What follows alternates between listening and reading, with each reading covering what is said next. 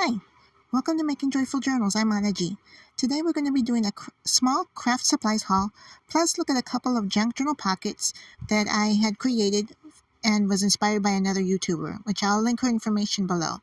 The first thing I'm showing you are some Happy Planner dupe discs, and I needed those because I'm going to be updating my planner. This is a repeat buy for me. These are the mixed paper sets that include the vellum and all the foiled papers, and it's just a good combination of papers.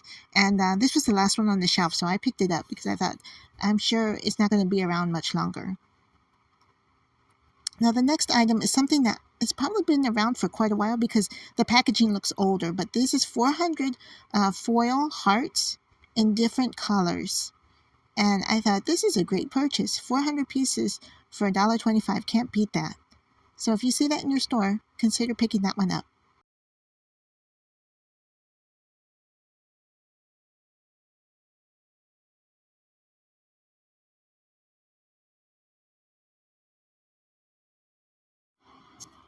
Okay, let's move on to fabric.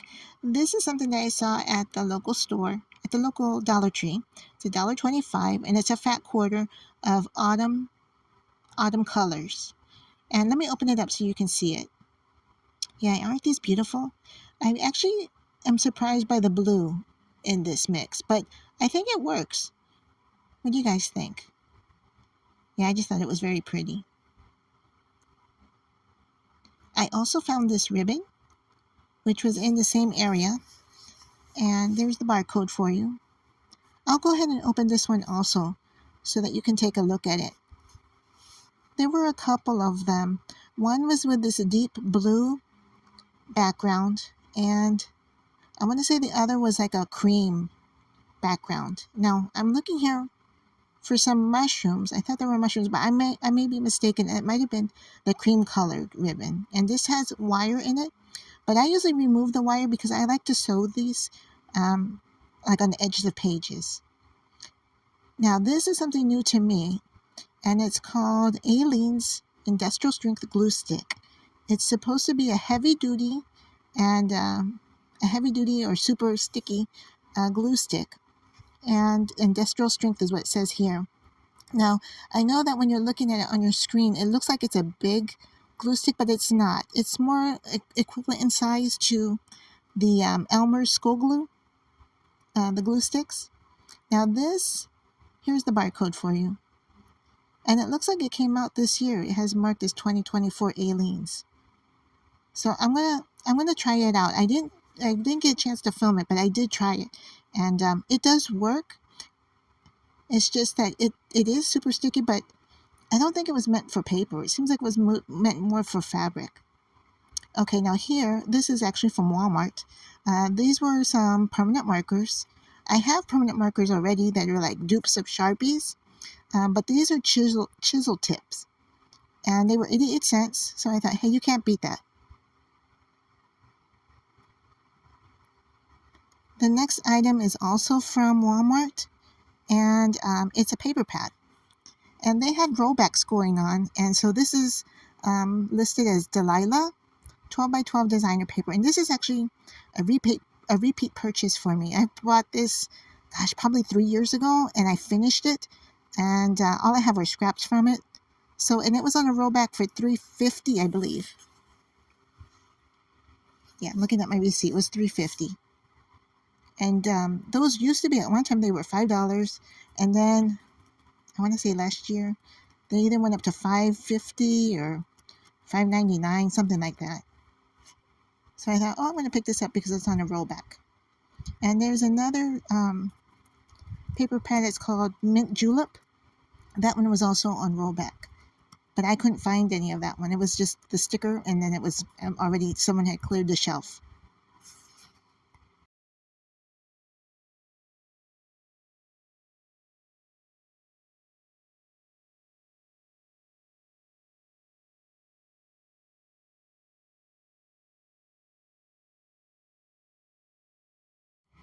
Okay, now the next thing I'm going to show you is some tape runners. This is the Elmer's Craft Bond. and it was on rollback or clearance for $1.50. And then I found the refills. So I thought, hey, this was also $1.50. So I thought, well, for $3, because they were $1.50 each, I'm gonna get more or less three rolls. Now here, this scrap pack was on clearance for $2, and it's a pound of paper. And as I was recording this and editing this video, I noticed that some of this got cut off. So I'll just tell you what else included. It says it's a pound of paper, and it is. It's a lot of stuff in here. So I'm going to show you. Some of these are like, I guess they were like misprints, but they all have a holiday theme. And I figured these would be good for mixed media because I think some of that white print on there or the cream print on there may have been errors. But I think for the fact of using it like in collaging, it's not as noticeable. And it's actually a pretty good weight. And then this is like an inch thick of what feels like handmade paper. It has that feel to it. And it's actually varying thicknesses because the bottom part, probably the last maybe 5 to 10 pieces of this are all like heavy cardstock weight. So that's thin. And then at the bottom, this last piece right here, for example, is like 3 times the thickness. Now this stack here is another almost an inch thick of not really paper per se. I would have to say this is equivalent to, dryer sheets, fabrics, dryer sheets. It's super thin, and it looks like a dryer sheet that has been ironed and has no smell to it. But I'm figuring I'm going to use this a lot in mix because I have so much of it now. But I was really surprised. I thought that was going to be like regular paper. Now, up there on the top left-hand corner, that's the part that didn't get filmed for whatever reason. But they were like an inch thick of 3x5 cards, different colors, and then these are a stack more than an inch thick of 2x3 scraps. So you'll be seeing these a lot in my future makes. There's the stack of the handmade feel paper, but I think I'm set. All right, so I'm going to go ahead and open up my 8x10 fabric junk journal, and I'm going to be making a couple of the YouTuber that I was watching. Her name is Miss Etta, and I think she was calling them corner tucks, and I think they are corner tucks, but they're the kind that you wrap around the page. So it's probably not anything new. It's just that when I was watching her making them, I saw her using some die cuts, and that's what got me going on, hey, I need to try making these. So this was from a paper pad, just a basic designer paper pad, and I'm going to fold over these corners and glue them down. And as you're watching, you're going to see I started off with one glue, switched over to another glue, used my tape runner, and then went back to wet glue. So I'm all over the place with my glues today.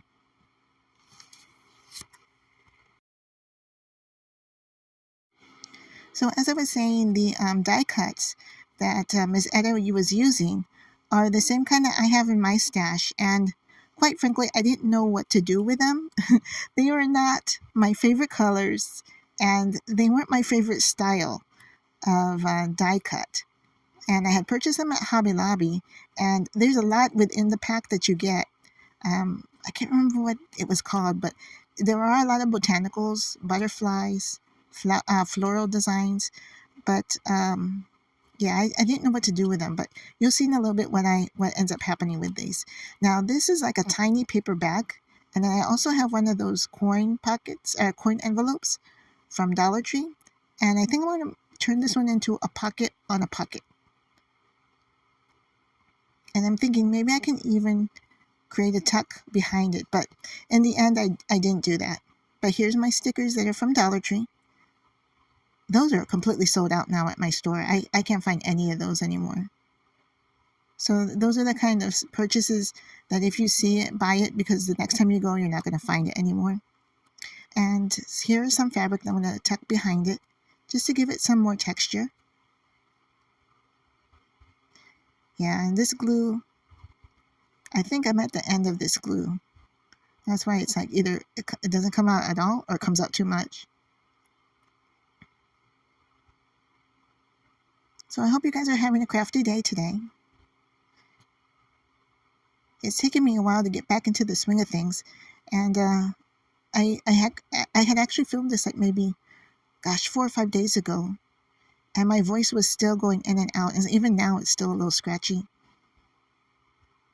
But I wanted to show you the things that are happening at the Dollar Tree, like the finds that I found, as well as the things I saw at Walmart. So if you're near a super Walmart, check out their craft department because they had a lot of stuff on rollbacks. I don't think they're really necessarily calling them clearance. They might be, or they might just be listed as rollbacks. So here's the other side of that corner tuck or corner pocket. And I'm just going to add some coordinating colors, some blues. And see, that butterfly is really pretty. And that came from that paper pack that I got at Hobby Lobby. But there are some others that were like floral displays. And they just, I don't know, they just feel like they came from the 80s. They're all beige in color and they're really huge. They just didn't really speak to me. But when I was watching Ms. Etta make stuff with them, I thought, oh, I can do that with mine. I'm going to try it anyways. So I've been watching Ms. Etta for a couple of weeks now. She just came up as a recommended. Isn't it interesting how you find someone, or actually I think YouTube finds videos that they think you would be interested in, and then come to find it's like, wow, I really like what they're doing. And it's a way to motivate each other. I really like that about the junk journal community. So I'm going to go ahead and finish this up. And then because I wanted to make some smaller pockets, I didn't think smaller pockets would look right in this book. I built a whole nother journal out of some packaging and just covered it and used some tape. And I haven't even put in the signatures yet, but I wanted to figure out what the pages were going to be, and then try to make some smaller pockets because these are big pockets, which is nice because it lets me use like more pages, full pages of my scrapbook paper. And so I'm wrapping these around pages, not necessarily dictionary pages, because you know how dictionary pages, they're almost like onion skin thickness and they're super thin. And I thought, I don't think this big cardstock pocket could be supported by a real thin piece of paper. So I tend to use thicker pages. Oh, and here comes that blue. I don't even know what to call it, like dryer sheets, dryer sheet paper. So yeah, I'm going to start using, you probably see this in every one of my makes now. You're going to see a lot of this deep blue in here. Oh, see that one? That one's a pretty floral arrangement, and that was from that paper pack that I got or die cut pack that I got at Hobby Lobby. But you're going to see in a minute some of the others that I'm like, I don't know what to do with. I gave a bunch of them away because I didn't really know what to do with them. They weren't the color schemes that I really like. But I think they turned out pretty nice. You'll see them in just a little bit. So in some of the videos, I keep going back to Ms. Etta here. She has all kinds of stuff on her channel. Like her channel seems to be blowing up.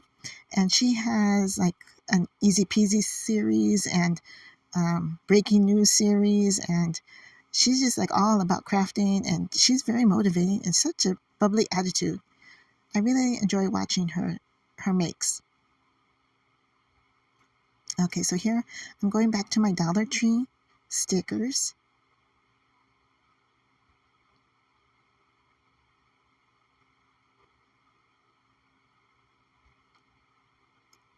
And in addition to these corner pockets, I made a couple of pieces that were made from chipboard, like from packaging, you know, like packages from either like food packages or from beauty products or, you know, medical supplies or what have you. And you know how they all come like in nice sturdy packages, like almost like cardboard. So that's what I used. Or like you can use, like Miss Etta, she was using soda can the boxes that the soda cans come in. Those are really thick chipboard. And I made some of those, and I think you can make those into pockets, or even just add some paper on the back and turn them into journaling cards. All right, so I found this Bible verse I wanted to add to this one. And I'm going to use wet glue to actually glue this into this page, because I know the tape runner is faster, but sometimes when you slide things in on something that's been glued in with a tape runner, it wants to stick to that tape, even double-sided tape. Whatever you're trying to stick in the pocket will tend to want to stick in it. So this dries completely dry, and it shouldn't let your pieces that you're putting in the pockets get stuck. We'll give it a go. We'll see how well it does.